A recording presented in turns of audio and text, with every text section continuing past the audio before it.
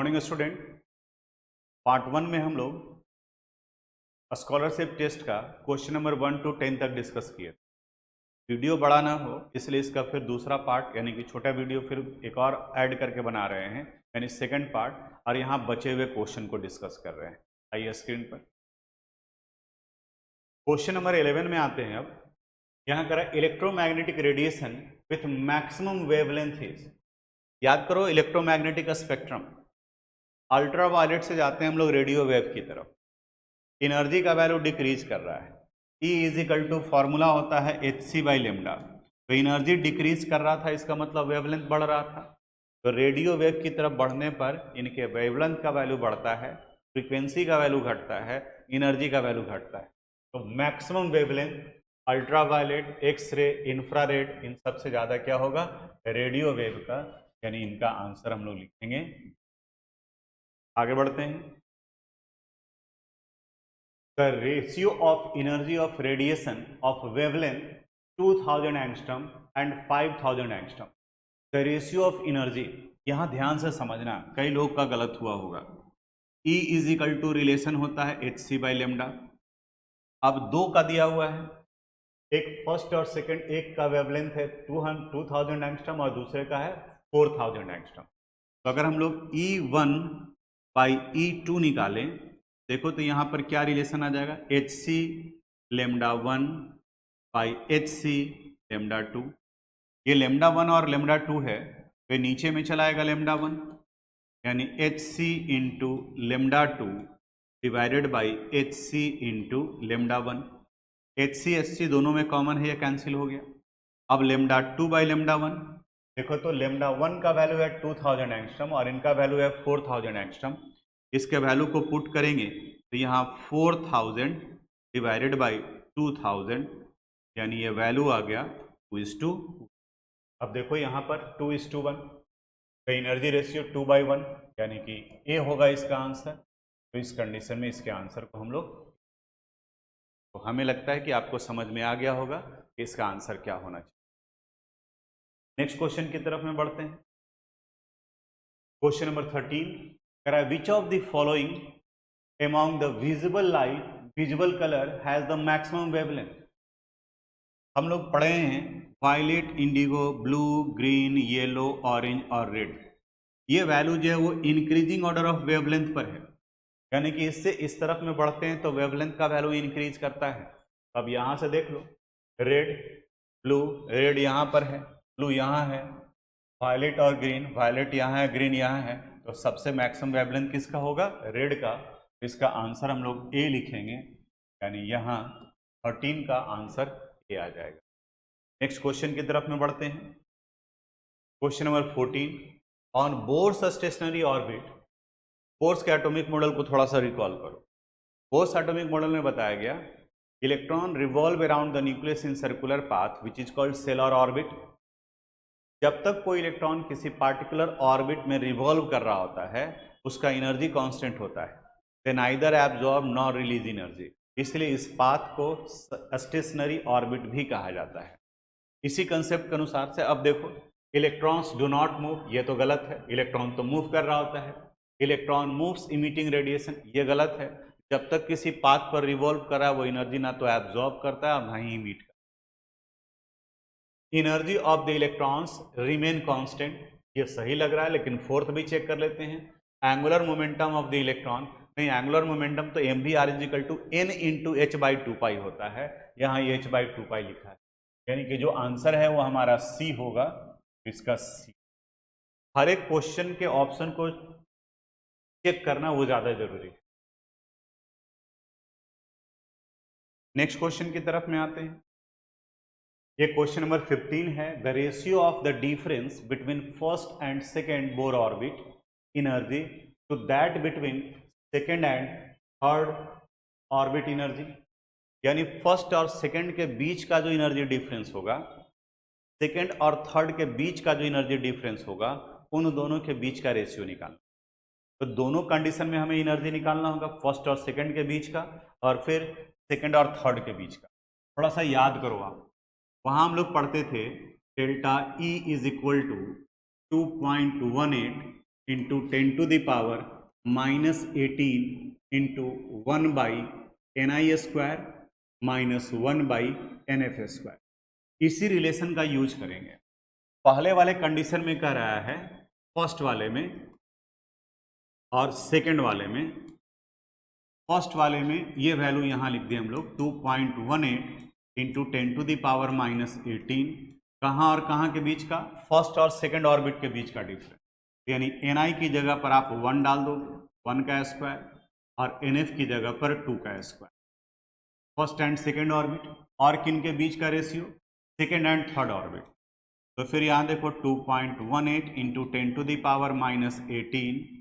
अब यहाँ second and third के बीच का, तो 1/2 का स्क्वायर माइनस 1/3 का स्क्वायर।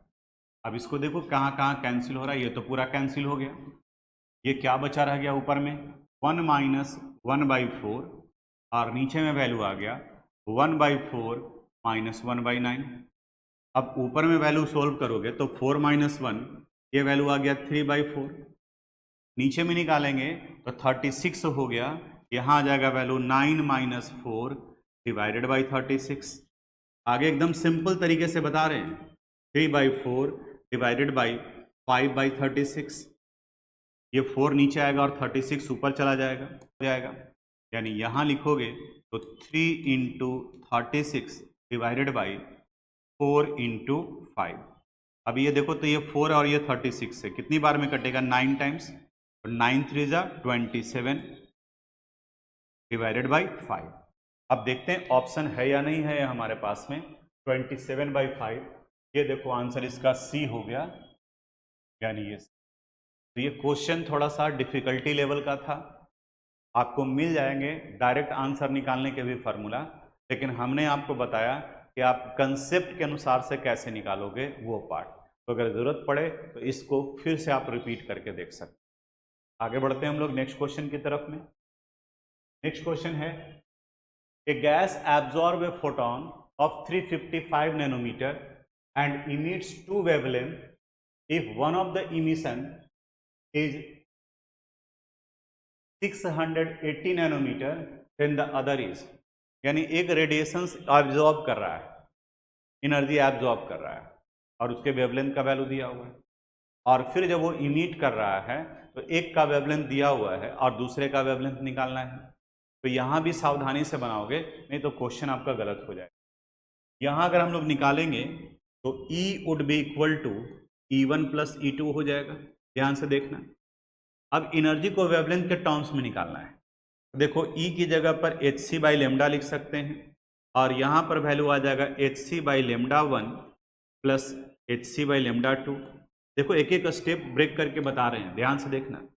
अब hc इधर भी है, इधर भी है, तो इधर का hc कॉमन ले लेते हैं।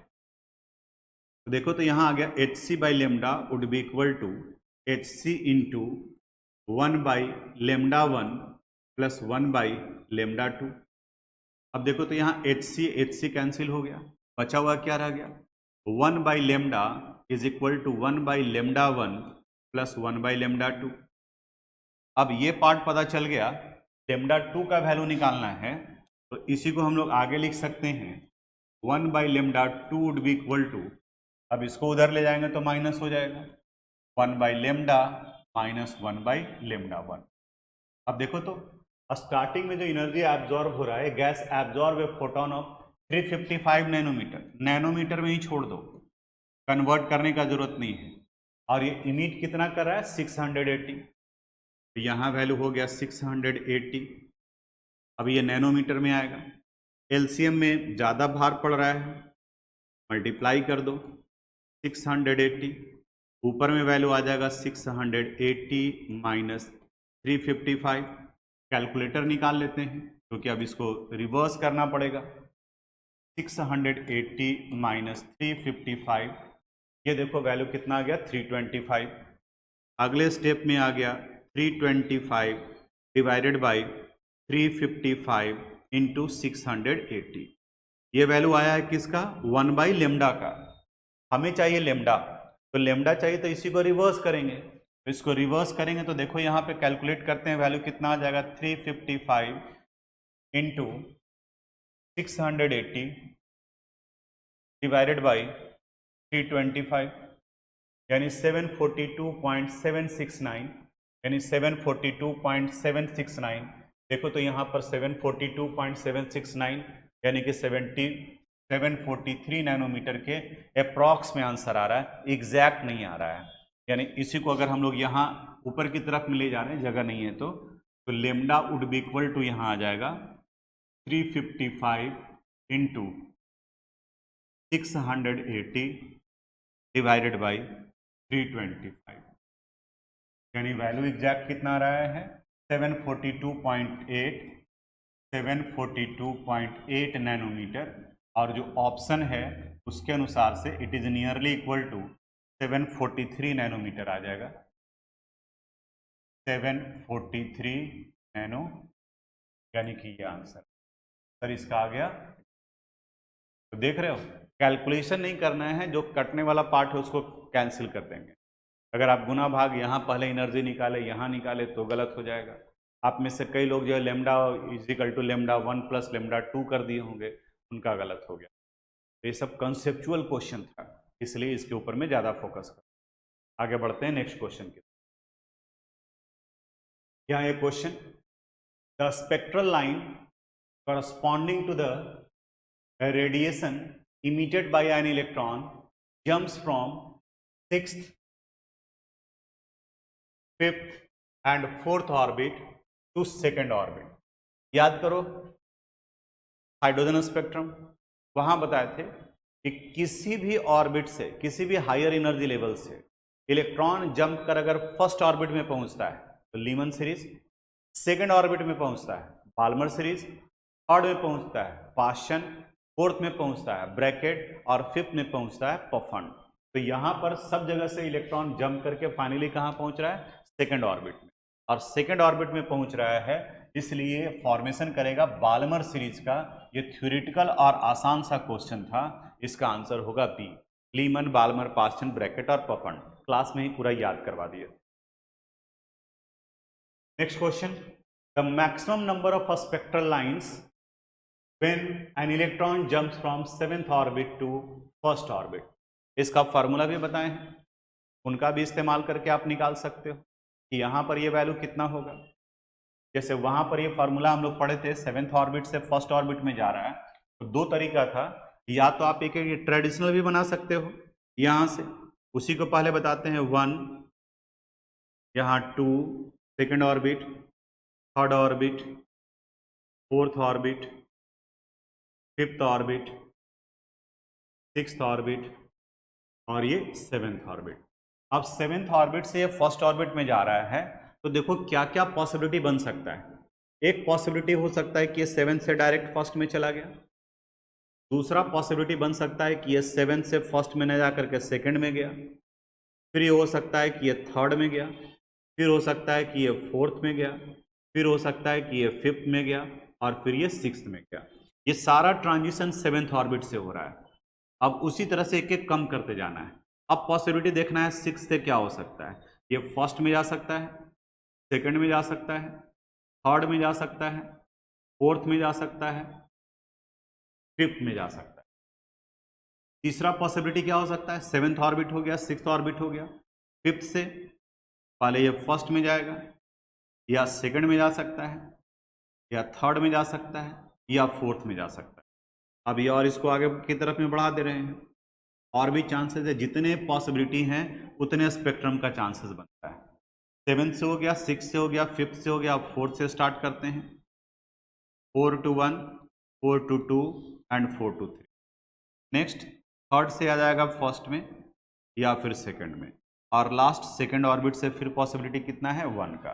ये इतने चांसेस हैं। अब यहाँ से देखो टोटल कितने स्पेक्ट्रल लाइन बन रहे हैं, तो 1 2 3 4 5 6 7 8 9 10 11 12 13 14 15 16 17 18 19 20 एंड 1 21, यानी कि इसका आंसर कौन सा हो गया, बी। तो ये बी लिख सकते, डायरेक्ट आप फार्मूला भी लिख सकते हो जो बताए थे आपको, n2 minus n1 into n2 minus n1 plus 1 divided by 2, आप वो भी लिख सकते हो। ये डिस्कस किए थे हम लोग, n2 minus n1 into n2 minus n1 plus 1 divided by 2। अब यहाँ 7 माइनस फर्स्ट ऑर्बिट है into 7 minus 1 plus 1 divided by 2। यहाँ देखो 7 माइनस 1 6 हो गया और into 7 divided by 2 42 divided by 2, यानी यहाँ नंबर ऑफ स्पेक्ट्रल लाइन 21 हो। तो आप ये भी निकालो, लेकिन एक बार हम ये बाकी का स्पेक्ट्रल लाइन फिर से बता दिए ताकि ये समझ में आए कि कैसे स्पेक्ट्रल लाइन बना हुआ था। जिस ऑर्बिट से कहा जाए वहां से जितने पॉसिबिलिटी हो सकते हैं वो सारे के सारे को हम लोग चेक करते हैं। नेक्स्ट क्वेश्चन है question number 19, the angular momentum of electron on second orbit. अब फॉर्मूला याद करो, mvr is equal to n into H by 2 pi होता है। अब इस क्वेश्चन में करा है सेकेंड ऑर्बिट, यानी n की जगह पर 2 पुट कर देना है, तो 2 इंटू एच बाई 2 पाई। अब देखो तो यहाँ का ये 2 और ये 2 कैंसिल हो गया, वैल्यू कितना बचा हुआ रह गया, h बाई पाई।